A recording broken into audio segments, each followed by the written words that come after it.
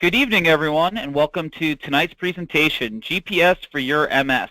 This webinar and telelearning series is brought to you by CAN-DO Multiple Sclerosis, the National MS Society, and the MS Society of Canada as part of our monthly series. My name is Brian Thompson, Programs Manager for CAN-DO MS, and I will be your moderator this evening. CAN-DO MS transforms lives. We deliver educational programs on exercise, nutrition, and symptom management to inspire and motivate long-lasting change for those with MS and their families to help them thrive. Please visit the CAN-DO MS website, www.mscando.org, to learn more about CAN-DO MS's online and nationwide in-person programs.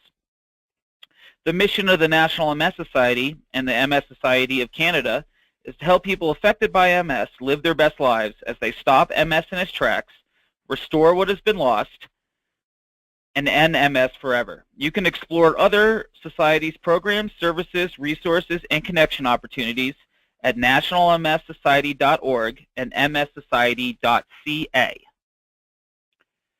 With us tonight to help us navigate our wellness roadmap for the new year is a neurology nurse practitioner, Stephanie Buxhoeveden, and a psychologist, Peggy Crawford.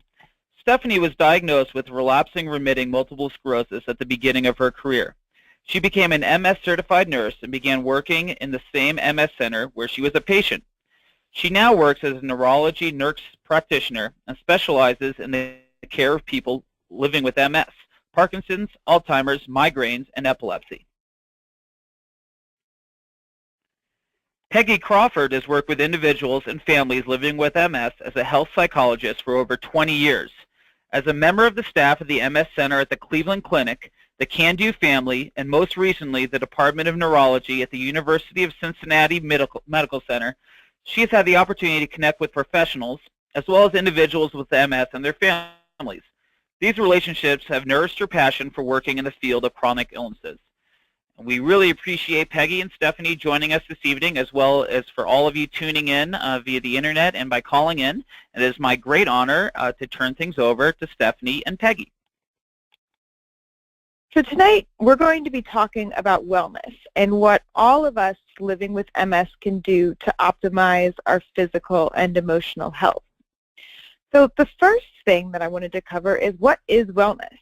And wellness is a lifelong, personalized process through which people make informed choices about their lifestyle behaviors and actions across multiple interrelated dimensions in order to lead their best lives. This is attainable for everyone and is achieved by each person living with MS within the context of their priorities and limitations. We're going to talk about those interrelated dimensions of wellness really in depth tonight. We're going to advance. All right. So we're going to set each one of those wellness dimensions as our GPS destinations. And Peggy and I will be giving you the tools you need to navigate towards each one of those destinations. So New Year is a great opportunity to look back and identify what you did really well and what wellness goals you should set for yourself next. And by the end of our presentation, we really hope to show everyone how small changes along the way can make a huge difference. Peggy, for those of us living with MS, as we prepare and map out our wellness plans, what roadblocks might we encounter? Thanks, Stephanie, and thank you to all the people who have tuned in tonight. This is always a great opportunity, and I was thinking, as Stephanie said, the beginning of the year is a great time to talk about wellness, but in fact, every single day of your life provides an opportunity for change. One of the things I've been struck by over the years is that, in fact, people often, after diagnosis or during some significant change in their MS or having to make a difficult decision, and this includes support partners as well, find that MS really can have an effect on their personal GPS. You know, for example, you may feel that you're receiving too many signals from too many sources. Sometimes these are other people, sometimes this is the internet, sometimes it's healthcare providers, and it's hard to sort them out and get a sense of direction. Sometimes the signals feel blocked from your body, from others, and it's hard to know where you're going. In addition, people often feel they have little or no warning about unexpected events that can occur along the way. New unexpected symptoms, MS moving to a new side of the body, things like that. Sometimes people just feel downright lost. There are also unexpected detours. Now, this can occur in life, but also, especially with MS. And I realized in thinking about this over the last few days that sometimes when you take a detour, you actually encounter new people, new opportunities that perhaps if you hadn't had a detour would not have occurred. Sometimes you feel that there are just too many choices and choosing a direction is just overwhelming. So you kind of do nothing. Few things might feel under your control. Your GPS may feel out of control. And I think particularly fitting with MS, where fatigue is the most common symptom, it may be hard to keep your battery charged. When choosing a direction, one of the strategies that can be particularly helpful is setting of goals. And we encourage people to set what we call SMART goals. And this is just meaning specific rather than vague, much easier to meet a specific goal. You want goals to be measurable, so you know when you've actually met the goal. You want them to be attainable. You want to have the resources to attain it. You want it to be realistic, again, to increase your chances of accomplishing this goal. And it needs to be relevant to the problem you've identified. In addition, you want the goal to be time-based, which will help you reduce procrastination. If you say sometime in the future, that's very different than saying today or tomorrow.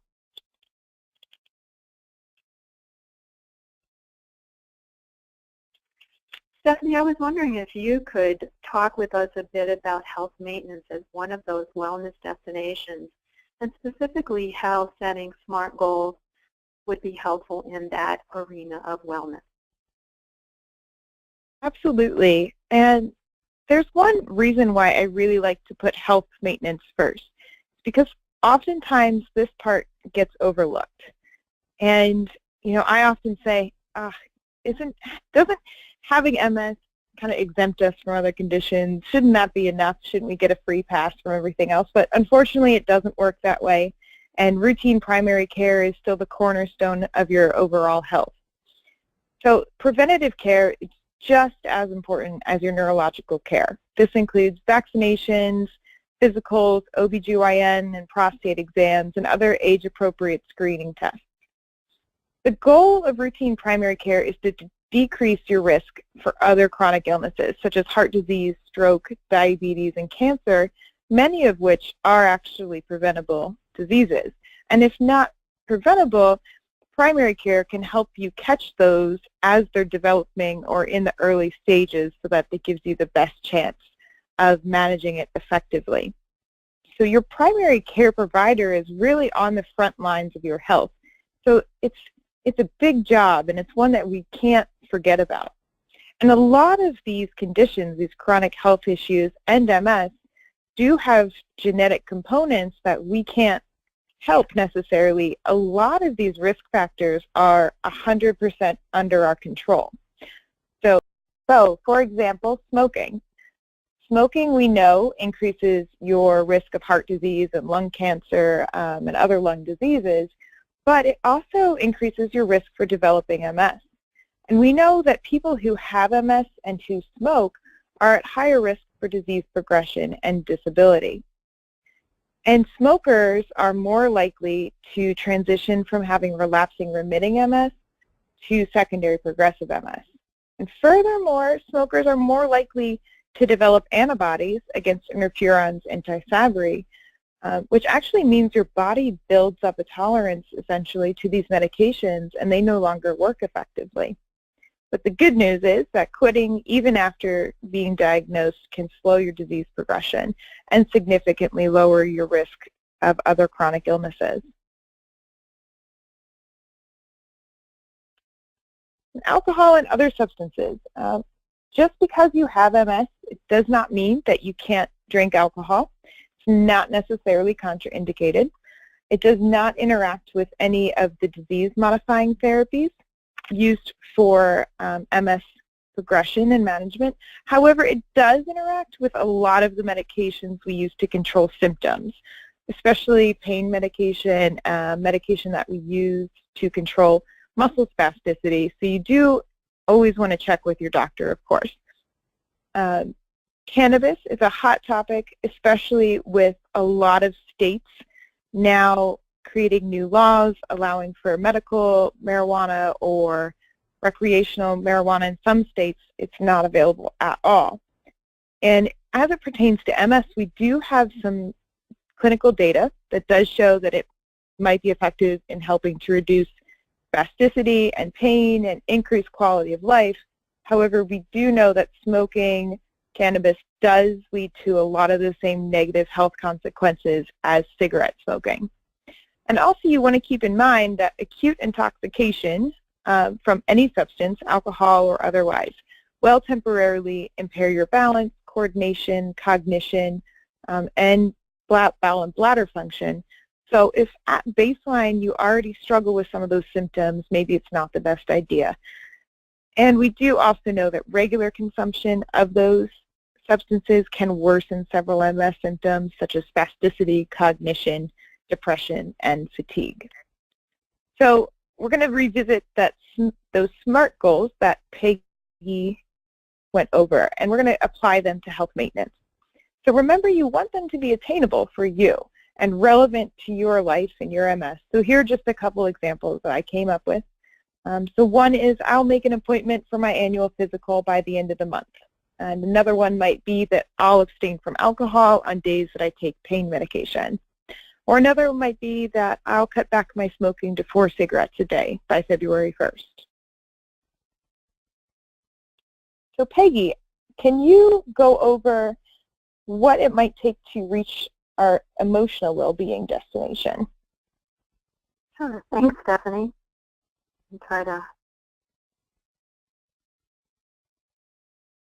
Okay. So this slide might look a little bit busy, but in fact, one of the messages that Stephanie and I want to share with you tonight is that making one change in your wellness in any of the destinations that we're talking about tonight can reap these benefits. So you see I've put coping in the middle here, and I have lots of arrows, and they're going both directions. So what this means is if you make a change in how you manage stress, it improves your coping. If you treat a mood disorder, it's going to probably help with your communications with family and friends. And all of this relates to goal setting. But again, all this means is you can make a change anywhere. So just start, and it will have a positive impact. It's sort of like contagious. So I'm going to talk a bit about stress and about mood right now. Okay, coping. We use this term a lot, but sometimes it's not exactly clear what we mean by it. But it's really just how people deal with the challenges that occur way too often in life. Sometimes these challenges are actually positive things. So we don't just have positive or negative stress, we have both. But there are a fair number of ingredients that if people can keep them in storage, keep them on those shelves, their personal shelves, that they are much more likely to be an effective coper. So one, and we're talking about this tonight, is pursuing a healthy lifestyle, pursuing wellness. And this is in all areas of life. And over the years, I've often said that many of the people I know with MS are some of the healthiest people I know. And I really mean that because sometimes the diagnosis itself is that kick in the butt that people need to start making one of those changes. Also, another ingredient for effective coping is balancing the needs of MS with the rest of your life. So you wouldn't want MS, if your life were a pie graph, you wouldn't want the whole pie graph to be MS. You want other components of your life to be in there as well. Using problem-solving skills, generating possible solutions, trying them out, coming back and reevaluating is very useful. Reducing stress and its effects, and we're going to talk about that in a minute. Working on relationships and communication, huge part of coping. Educating yourself about MS and using resources, and here I'm talking to everybody involved, not just the individual with MS, but family, friends, all of their support partners. And resilience. Resilience is the capacity to rebound from adversity. So let me tell you a little bit about how to spot a resilient person. If you were looking for resilient people in a crowd, or you were interacting with a number of people, you might know who is a resilient person because these folks tend to be resourceful, flexible. You know what they say, if you're stiff, you're going to break, so you want to be flexible in life. They're courageous in the face of fear, so they try things even when they're afraid to try things. And they'll also try even if they don't know the outcome is guaranteed. And that's particularly true if you really think about all the things that people are asked to do in taking care of MS. You don't know always whether it's going to work or not. Resilient people also emphasize strengths, but acknowledge limitations. Again, having that balance so that they can address the limitations. They also tend to be people who ask for and accept help, which is not easy because sometimes the help that's offered isn't really what people want. They tend to use a variety of approaches to solving problems that are kind of creative. They stay in the game even when it goes in a new direction. So even when the destination in life changes or takes them on a detour. They also learn from experience and apply it next time around. And these are people who definitely set SMART goals.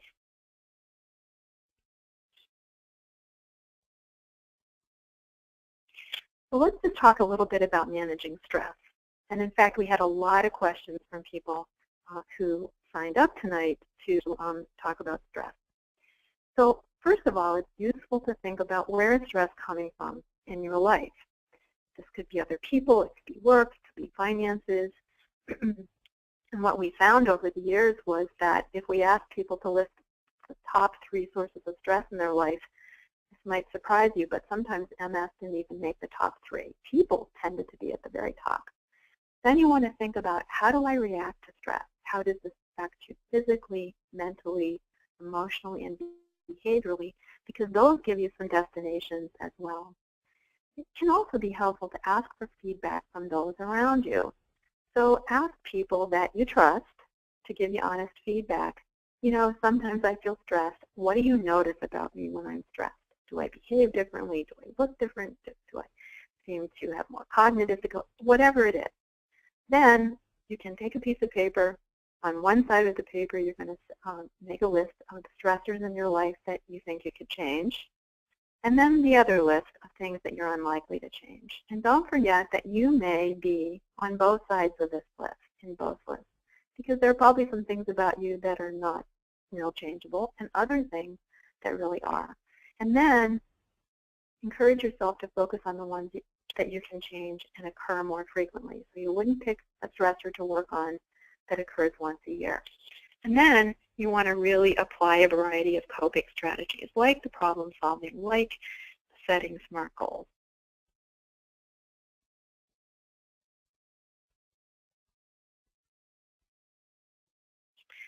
So what are stress-hardy people like? We talked about how you would spot a resilient person. But how do you spot a stress-hardy person? How do you decide if you're stress-hardy? These are people who tend to view stressors as challenges and opportunities in life, as opposed to things that they should fear or threats to their very being. They tend to focus on the present and what they can change. But they learn from the past. They take a more flexible approach. They actively seek resources and information about MS, about wellness, other things in life. They have a strong support network. And this can extend to the community, family, friends, and then they maintain a sense of hope, optimism, and humor. It doesn't mean they see everything through rose-colored glasses, but they really try to be hopeful and optimistic. And they make healthy lifestyle a priority. Also, practicing relaxation skills, mindfulness, and imagery can be very helpful for reducing and helping you cope more effectively with stress.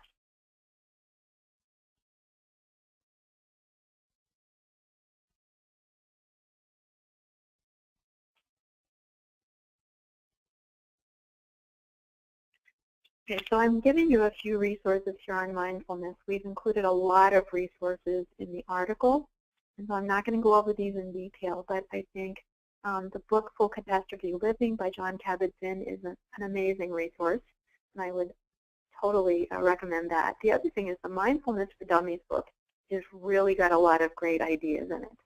Plus, there are always tapes and CDs.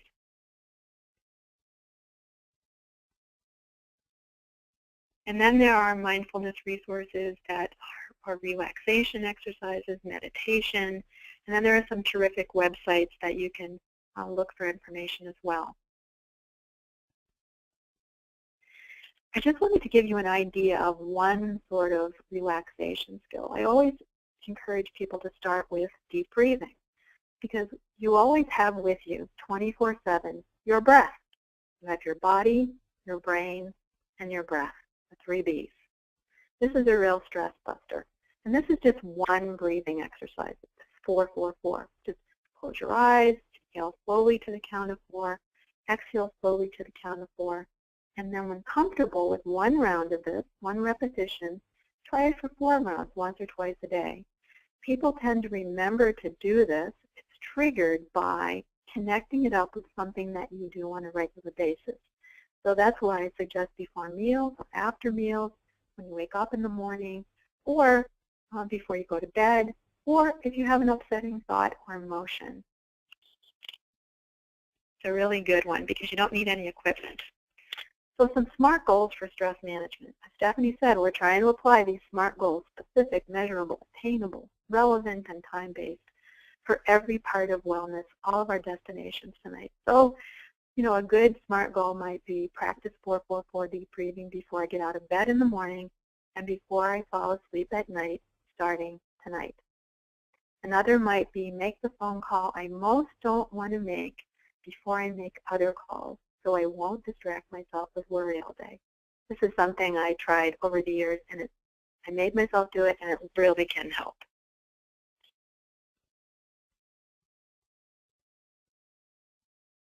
So a little bit about mood and emotional health. All of us have moods, people with MS, partners, healthcare providers. Moods for people with MS can be directly related to the disease process itself, the changes that occur in the immune system, to medications that are prescribed for MS, particularly steroids, and also, realistically, changes in life circumstances that come about. Mood issues are very, very common in MS, with more than half of people experiencing significant depression, anxiety, moodiness, particularly irritability. It's important to address mood difficulties because people who are depressed, anxious, and moody may have difficulty taking care of themselves and others. They may lose time from work. They can be tough people to live with. It takes away some of their ability to cope with stress effectively, and sometimes people end up engaging in unhealthy, unwell behaviors. They may drink too much, they may eat too much, spend too much money, those kinds of things. They may not function as well cognitively, and they're at higher risk of self-harm. And all of this applies to not just the person with MS, but other people in their lives as well.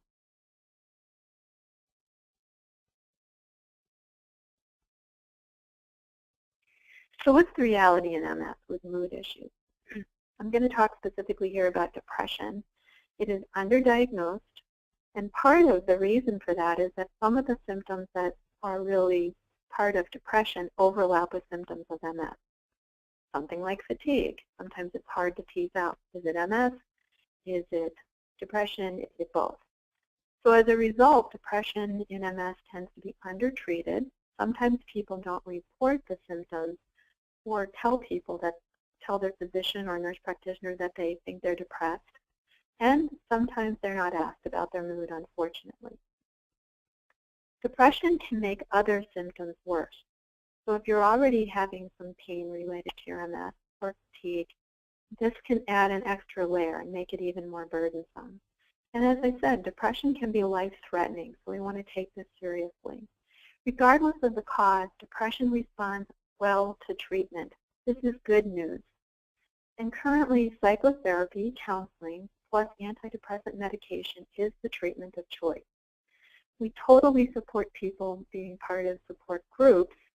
It's great asset for people, very helpful, but that is not sufficient treatment for depression. So some SMART goals for mood. One might be, I'll put my antidepressant medication in my pill box and put the pill box where I'll see it every morning. This can help people not forget. Medication is only effective if it's taken on a regular basis. Another might be, I'll make a list of all the activities and people I associate with a better mood and make plans to engage in that activity or contact at least one person in the next week. Very specific, very measurable.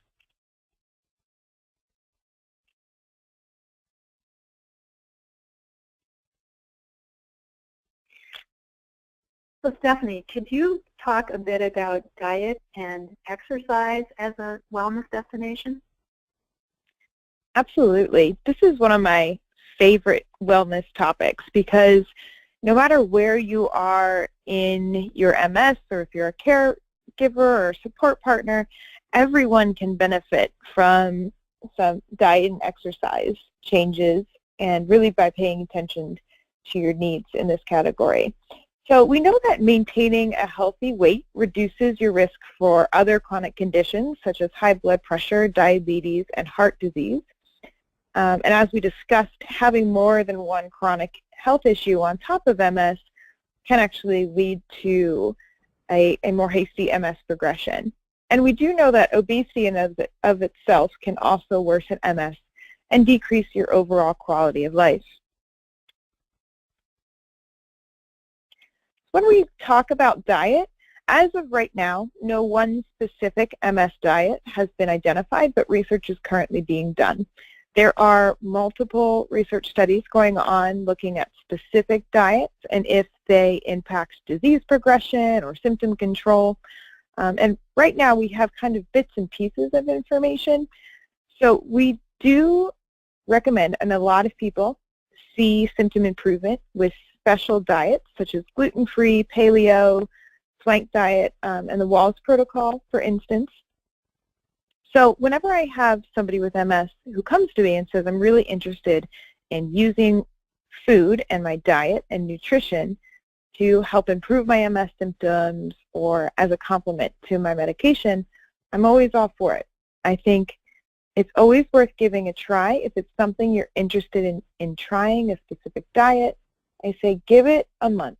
Try it for 1 month, really commit to it. At the end of that month, ask yourself, did that diet make me feel better? And was it something that I can sustain easily day to day?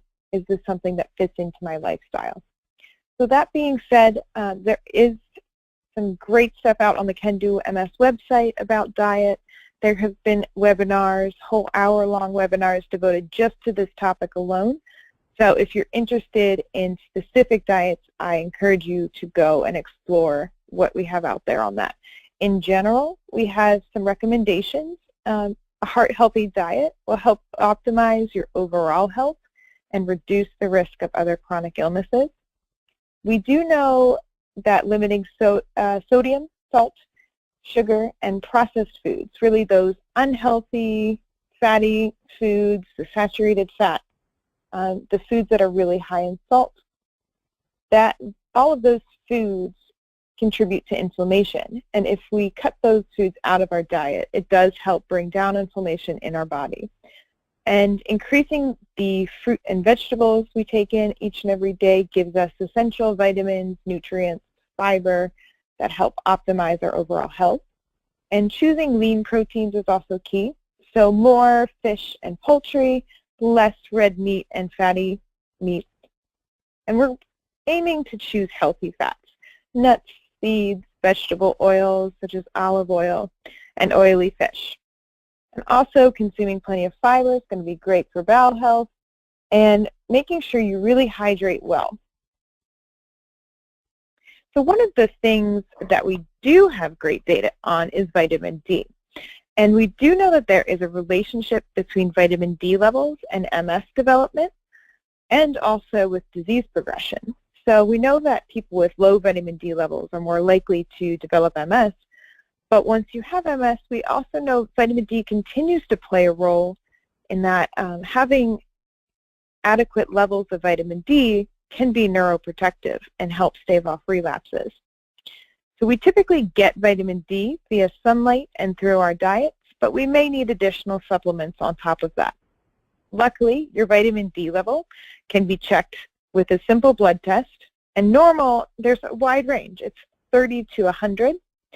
So what I want everyone to do is check in with their provider, make sure that you are checking your vitamin D level regularly, and set a goal, a personal goal with your provider, and you and your provider will work together to find what dose of vitamin D you need. So there are lots of foods that are high in vitamin D. They include oily fish, egg yolks, dairy products, juice, and a lot of cereals are fortified with vitamin D as well. Now, in terms of exercise recommendations, for MS, it's recommended that you get 30 minutes of aerobic exercise, that's cardio, twice a week, and 30 minutes of strength training twice a week. Regular exercise improves strength, mobility, fatigue, depression, cognition, and even bowel and bladder function. So the key is to find something that works for you and modify, modify, modify. I have patients who are out running and participating in Ironman competitions, and I have patients who do seated wheelchair exercises at home. So it really runs the whole spectrum, and the key is to find something you enjoy doing and would want to do regularly, and something that's within your limitations. And keep in mind that those limitations might change from day to day. So listening to your body and paying attention to how you're feeling that day is really key. No matter what type of exercise you're doing, stay well hydrated. Take breaks if your body's telling you you need one. And if you're not sure where to start or what you can or cannot do, what your limitations are, I really highly recommend that you go work with a physical therapist or a fitness professional to get recommendations on what type of exercise, what intensity you should be doing, and how frequently you should be doing that. Now, especially if you have weakness, say, in your arm or your leg, if you have foot drop, there are specific muscle groups that I would want to target in order to optimize your symptoms. And so that's where physical therapists and fitness professionals are absolutely instrumental in helping you develop a customized routine. And of course, a lot of us are heat sensitive, so there are a lot of great cooling products out there. There are cooling vests, cooling towels, neck wraps, special types of clothing that you can wear. If you are heat sensitive, you should be drinking really cold water to try to cool your core first, and that will help keep your body temperature controlled. I also frequently will carry with me one of those spray fans, the ones that you can kind of spritz yourself with water and fan off, because evaporation is a really efficient way of cooling the body down. If all of those things combined don't help to control your heat sensitivity while you exercise, maybe pick a type of exercise that doesn't get you as hot. So swimming's very popular, Tai Chi is very popular, yoga, Pilates. I even have been known to crash the exercise classes for seniors because sometimes that pace is just what works for me that day. So there's really a lot of creative things that you can be doing. So some examples of SMART goals for diet and exercise. And in this category especially, pay attention to the attainable part. You really want to be setting goals that are realistic for you so that you don't get discouraged, and then you can kind of reevaluate and reset goals as you progress in your routines. So for instance, one dietary goal might be I'll pack a healthy lunch to bring to work instead of ordering takeout at least 3 times a week. Or at my next neurology appointment, I'll ask about my vitamin D level and take supplements as recommended by my doctor. Or maybe it's I'll walk for 30 minutes a day on Mondays, Wednesdays, and Fridays. The category we're going to talk about is sleep. And we just did an entire hour-long webinar on this topic last month, so I'm going to do a general overview, a very quick version of what we talked about. And if you find that any of this information applies to you, I would encourage you to go back to that webinar last month and explore the content a little bit further. So we do know that people with MS are more likely to have sleep disorders, such as sleep apnea and restless leg syndrome, than the general population. And lots of things can impair your sleep when you have MS. Medications, symptoms like pain, spasticity, bladder dysfunction, because if you're getting up to use the bathroom 3 times a night, you're not going to be getting very good sleep, and mood disorders. One of the most frequent symptoms of mood disorders is actually getting too much or too little sleep. Fatigue can actually be a warning sign of an underlying sleep disorder, and maybe it's not necessarily your MS directly causing your fatigue, but maybe it's a result of something else. So it's always worth bringing up to your healthcare provider to see if maybe there's an underlying sleep disorder that has been undiagnosed. So if you have difficulty falling asleep or staying asleep, or if you don't feel well rested throughout the day, I encourage you to talk to your healthcare provider. There are several management techniques that can help you get better sleep, including cognitive behavioral therapy, adjusting medication regimens, improving symptoms so that you can be more comfortable at night. There are over-the-counter treatments, and there are prescription strength medications that we can use as a last resort. So Peggy, what are some practical tips that you would have for people who want to get better sleep? Thanks, Stephanie. I think really the cognitive behavioral therapy that you talked about is a great one, and that's really what this slide describes, because there are no negative side effects. So I think maintaining a regular time for going to bed and getting up in the morning, very helpful, not always easy to do, but helpful.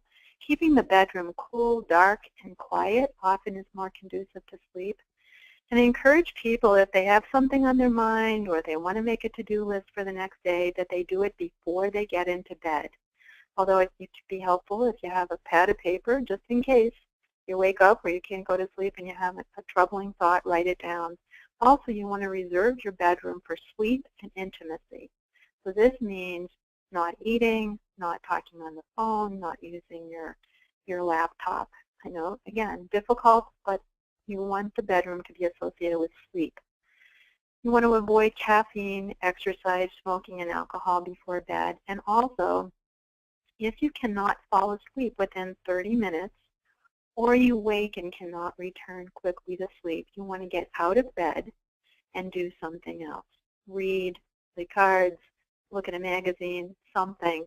If you are not able to get out of bed, you at least want to sit up, turn on the light, and do something. It's not a great thing, but sometimes people really can't get up and out of bed during the night very easily. And so we have some SMART goals for sleep. I will go to bed at 10 p.m. and wake up at 7 a.m. on weekdays. Again, very specific, measurable. You know whether or not you're being successful, and probably fairly realistic that you could do it on weekdays. I will keep a sleep diary for the next 2 weeks and talk to my neurologist about it at my next appointment. So I wonder if this might, Brian, be a good place for us to survey our participants tonight. Yes, thanks, Peggy. Again, thank you everyone for joining us this evening. And we're talking a little bit about what's preventing us from getting our goals. So this is going to be a polling question for all of you out there. And the choices will be coming up here in a second. When you try to make positive changes, what is most likely to interfere with your efforts? Realizing that your goals are too big, stop trying when you don't see results, not making yourself a priority, or just not finding enough time in the day, feeling like others are sabotaging your efforts or others are preventing you from reaching those changes, and then just getting distracted by other responsibilities and people. So we'll give this a minute here to go ahead and chime in your results. I think it'll be interesting to, as we're talking about these SMART goals, what is preventing us from reaching those goals. So we're getting some really good results in, and let's see the results.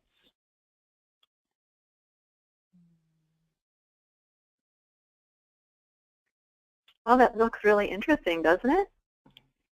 So what you see is that half of people are saying they don't prioritize themselves or there aren't enough hours in the day. And even more, 2/3 of people are saying they get distracted by other responsibilities and people. So both of these things really are likely to interfere. And then smaller numbers, it's interesting that only 8% feel like they get sabotaged their efforts. And that's actually a good thing because that's a tough one to deal with. But I think by knowing what some of the obstacles are, you can prioritize yourself and really address these obstacles. By even doing something, remember I said do the deep breathing, 1 repetition of 4-4-4. Even if you start with that, that helps you a little bit with this feeling there aren't enough hours in the day. Stephanie, what do you think about the results? I think it's very interesting. I can totally relate to not prioritizing yourself and always be running and worried about the other responsibilities you have going on in your life, but not taking enough time to prioritize you and the things that you need to do for you. So I always try to stress that it's kind of like when you are on an airplane and they tell you to put the oxygen mask over your own face and then put it on the people next to you. So we really have to keep in mind that we can't be successful and do all of the things that we're responsible for if we're not taking care of ourselves. So I think that's the whole reason behind setting these wellness goals. It's a great point, Stephanie, about the oxygen mask, and I think that sometimes we forget, too, that people with MS are often caretakers, and that is often their priority. Absolutely. So, Stephanie, I think we're moving on to MS management as a wellness destination. We are. So, well, MS management, it might seem like an obvious destination, but there are some things that even those of us who've been living with MS for a long time should be checking in on a regular basis. So, first and foremost, disease-modifying therapy. It's a great time to evaluate your medication goals.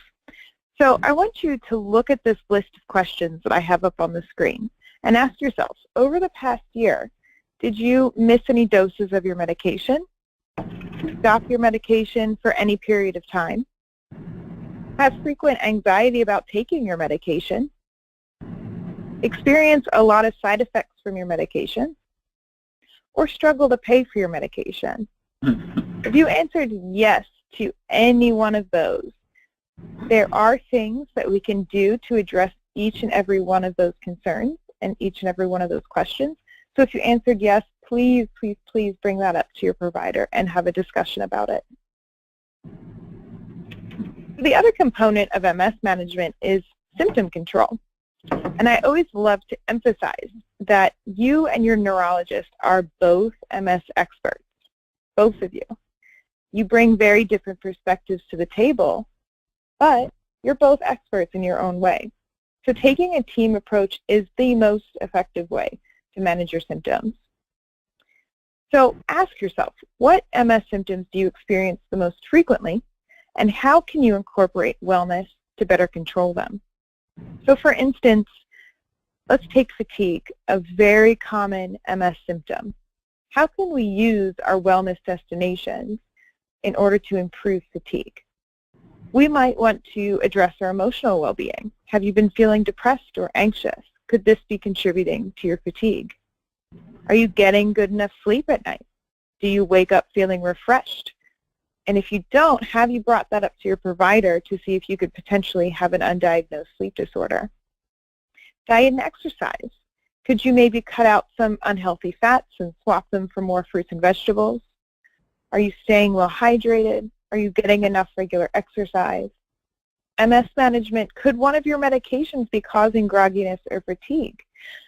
Medications used to treat pain, spasticity, and a lot of other MS symptoms can cause fatigue. Should you maybe be using an adaptive device, such as a cane, a wheelchair, a walker, or a device for foot drop, so that you can conserve your energy and do more? So here are some examples of SMART goals for MS management. One would be by the end of the week, I'll contact the patient support service for my medication and ask about copay assistance programs. Another one, like I mentioned before with the fatigue, maybe to improve my fatigue, I'll exercise for 30 minutes 3 times a week, avoid caffeine after 12 p.m., and keep a sleep diary to share with my doctor. Maybe another one is I'll use a cane if I have to walk more than 200 feet while I'm out in crowded areas. So Peggy, can you tell us a little bit about relationships and communication as a wellness destination? Sure, thanks, Stephanie. No, I think sometimes people don't think of this one as a wellness destination, but in fact, it's a great place to focus some attention. People think of wellness often as physical things, or exercise, or sleep, or diet, and in fact, these interpersonal aspects of life are incredibly important to wellness. So one of the challenges in communication is getting your signal straight. So effective communication includes accurate and shared information that provides a common language. This is particularly true in MS. If one person knows a lot about MS and the other one doesn't, it's hard to talk about it. Being an active listener and a speaker is really important. And checking out assumptions versus mind reading. And unfortunately, many people feel that if their loved one or their partner cannot read their mind, that's an indication they don't care. But many, many people cannot read minds effectively. Eye contact and asking questions shows that you're engaged, so that's a really important part of communication. Paying attention to tone and body language, expression. Clarifying the meaning of emotions. And I'm going to give some examples of that when we go to the next slide. But really making sure that the expression that you're seeing on people's faces or the tone, really ask them if there's an inconsistency, or point out to them, or just say, when you look like this or talk about that, how are you feeling?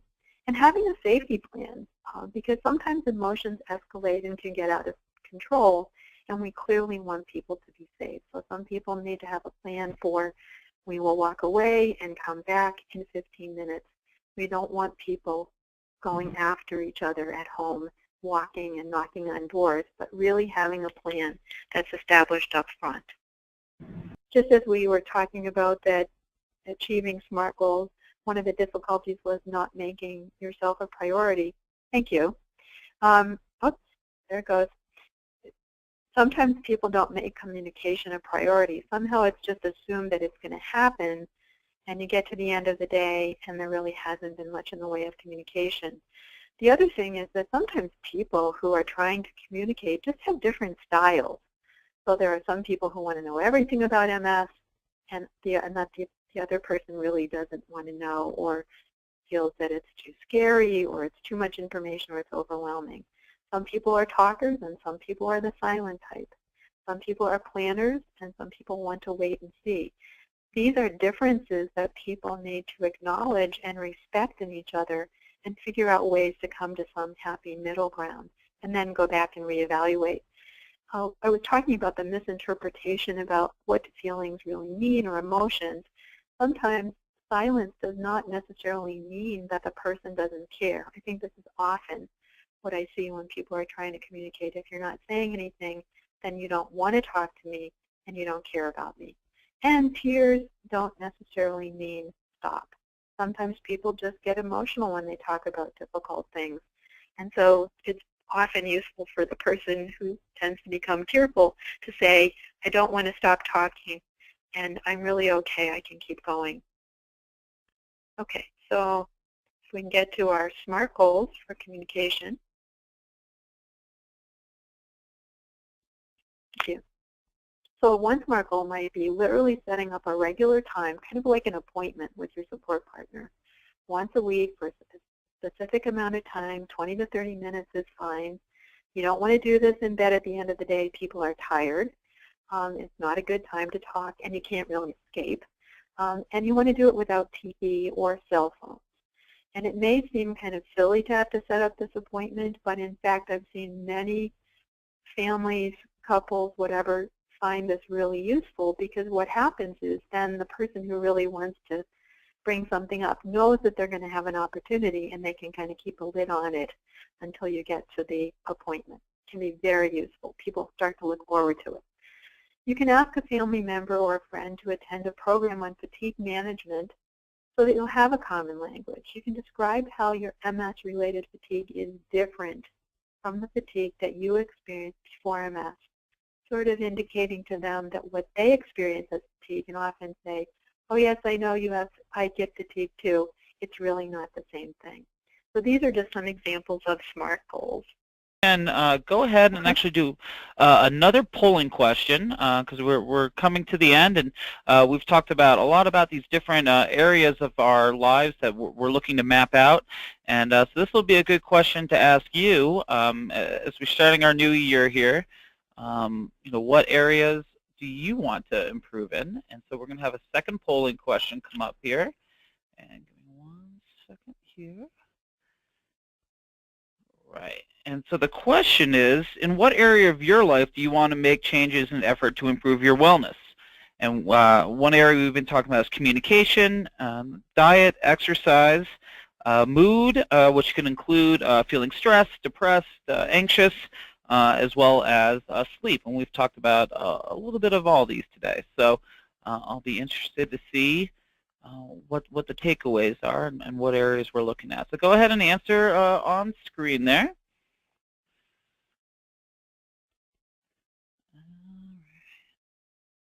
Well, it looks like exercise is the top choice. So people most want to make a change in exercise. And then the others are actually pretty similar. Diet and exercise, about a little under 20%.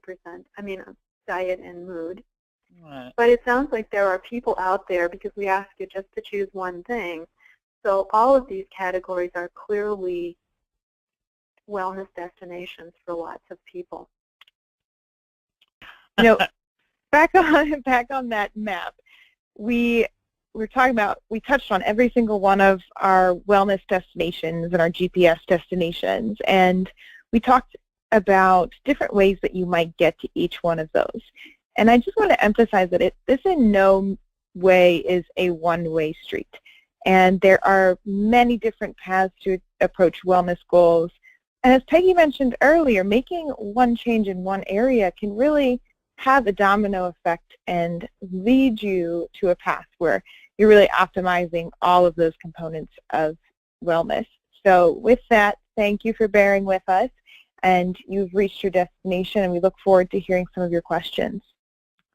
All righty. Thank you so much, Stephanie and Peggy. And we do have some more resources for you to view. And again, everyone will receive a copy of these slides if you haven't already downloaded them already. So you'll be able to go back and access all these wonderful resources. So we'll get to a few questions, and again, we'll get to as many as we can this evening, and we'll try to do a balance.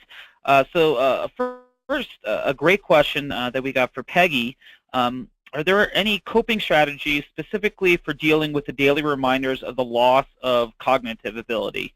This person says it's a fresh wound every time, and would like to know how to plan and to deal with these losses in cognitive functions.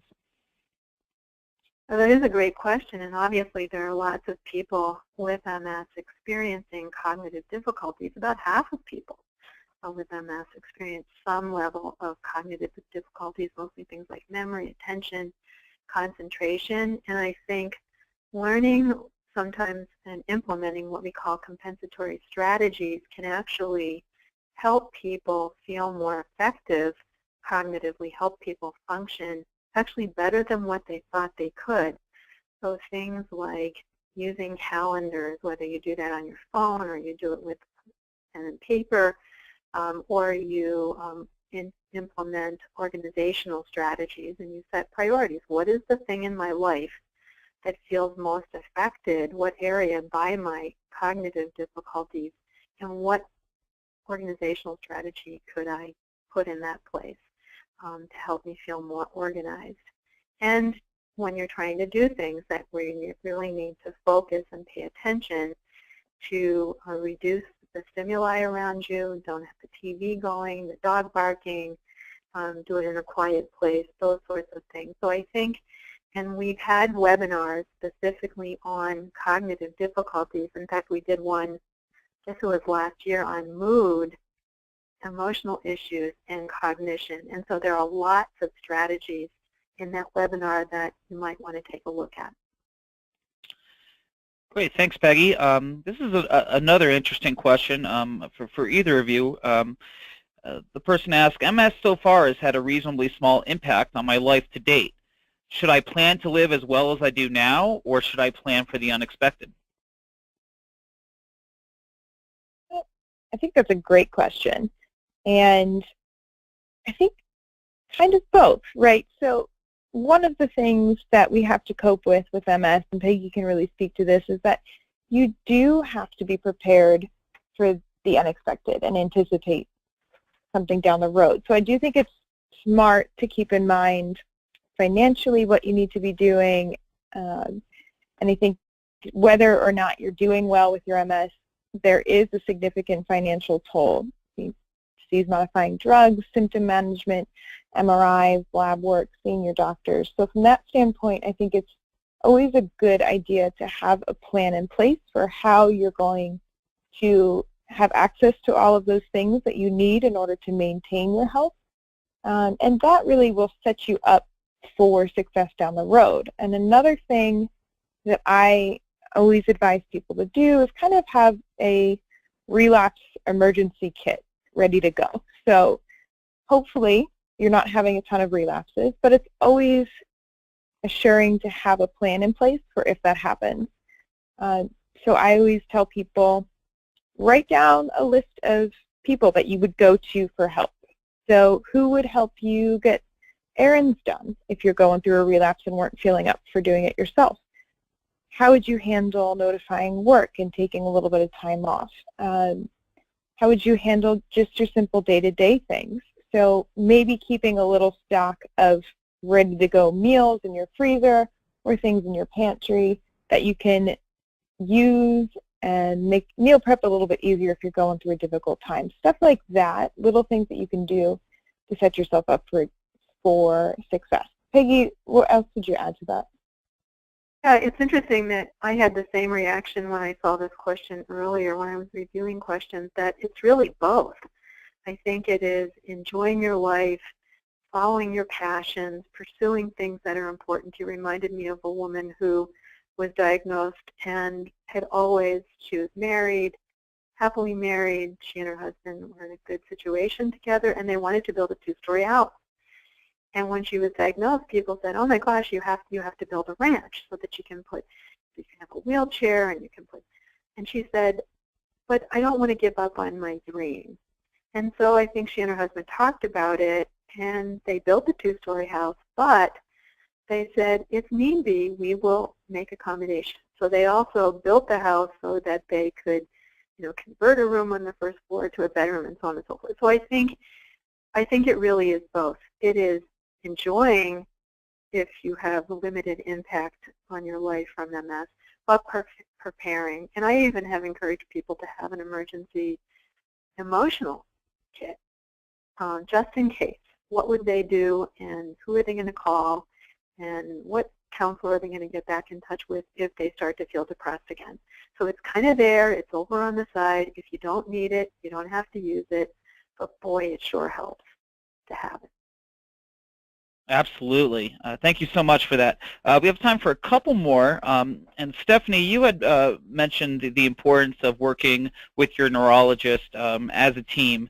And we had one person write in that their New Year's resolution is to have a better relationship with their neurologist and to be more active. But she doesn't know where to start. And so her question is, what would be the top 3 or so questions to ask your neurologist? Yeah, and I think it's maybe kind of viewing the patient-provider relationship in a different way. So instead of you viewing the provider as the authority in the room and you're just there to get an exam and to ask the questions, and if they answer it, then you'll be happy with that. I really encourage you to see yourself more as peers and to recognize that everybody sitting in that room during your visit is an expert in their own way, and to really build your relationship with your provider based on that. So I expect patients to not only ask questions, but to kind of let me know if what I'm telling them to do fits in with their life. So for instance, I had a gentleman in my office yesterday, and we were talking about initiating his very first disease-modifying therapy. And you know, that's a very in-depth conversation. It's very personal, and you know, and the things that you have to consider when picking medications is this going to work for you and your lifestyle? So, for instance, he was about to be deployed, and that's a big consideration. Are there medications that I can give to him for 90 days at a time? You know, but if we didn't have that sort of open relationship, and he and I have known each other for a very long time at this point, if we didn't know each other on that level, then I probably would have just put him on something that might not have worked, and then I might not have known that he's having relapses because he's not taking his medications, because the medication I prescribed for him isn't working for his life. So I think the biggest thing is to make sure you're talking and you're dialoguing about things, that you're never looking at your provider as somebody who's dictating what you should be doing with your life, but as somebody who you should be collaborating with, and that it's a two-way street. And I think if you approach them openly, hopefully they'll do the same in return. Now, if you're not getting that, then maybe you should say something along the lines of, I want to have a collaborative relationship with you. What can we do in order to work more effectively as a team, and see where that conversation leads to. Great. Thanks, Stephanie. I agree, Stephanie. I just wanted to add something to that quick. I totally agree with what you're saying, Stephanie. And I think that often people feel the feedback goes in one direction from the provider to the identified patient. But in fact, it's totally appropriate to give feedback to the provider. And even saying, you know, when you explained my new treatment, you were talking very quickly and I really couldn't take in what you were saying. I really need you to slow down. And I think often people will respond to that feedback, and I think it can be very, very useful. Very good. Thank you. Peggy, we received quite a few questions about relationships and trying to find a balance with relationships. And specifically, one writer asked, how do you plan for your spouse's high energy plans versus my low energy plans? We both get frustrated and I wind up sick. How do you go about sort of planning and balancing each other's needs? That's a great question, and it's one that often comes up. And I think that for people to really have an honest and open conversation about sort of what each prefers to do, it sounds like this becomes an activity issue and how you spend your time together.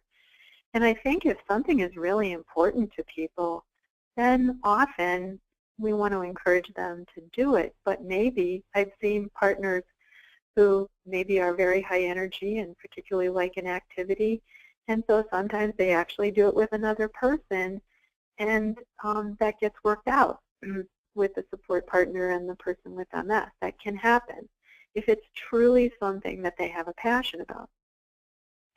But also, I think trying to have that discussion about what kinds of things can we do together that really accommodate both of us, that both of us would enjoy. Because I think it really is that flexibility and that give and take in a relationship. And again, it comes back to talking about it. Often people just get frustrated and express their frustration in ways that don't really improve the communication. Sometimes this is an issue where talking to a professional together can help a couple negotiate this difficult ground. Absolutely. And then conversely, we had a number of viewers that say they don't have care partners and they're trying to map out their care alone without any support. Any words of advice specifically how to make this wellness map, flying solo? Yeah, I think that if you don't have support of friends and family, that there are so many ways to connect with other people in the MS community. The MS Society has a great peer-to-peer network. I really do firmly believe that everyone needs a support system in order to be successful. So if that's not something you're getting via your friends and your family, reach out to some of these programs, network, see if you can find somebody who can be that for you out in the community. Peggy, do you have any words of advice? I was just thinking, you know, sometimes people will become engaged with groups that are not also MS focused. And this becomes another way. So they pursue some activity or interest. And this is another way to connect up with people who turn out often to want to be supportive, even around the MS. Excuse me. So I think that there really are people out there, and sometimes the people that come into your life after MS, you know, almost feel a bit more supportive because you're selecting them than sometimes people have been there before.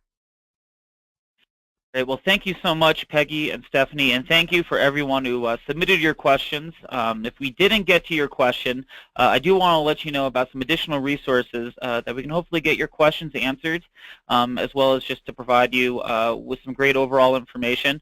On the CanDo MS website, which again is www.mscando.org, there's a number of great programs, including all of our archived webinars, including this one, which will be archived beginning tomorrow. But going back for the last 4 years, we have lots of archived webinars as well as library articles.